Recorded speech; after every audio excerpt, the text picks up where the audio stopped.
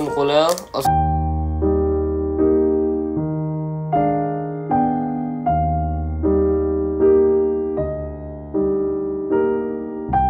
jeg kan virkelig godt lide dem med hindbær, de smager fucking godt, bro. Først. Fucking mange kalorier, eller ikke så mange alligevel, men det er mange kalorier. Og jeg kommer til at blive rigtig fed.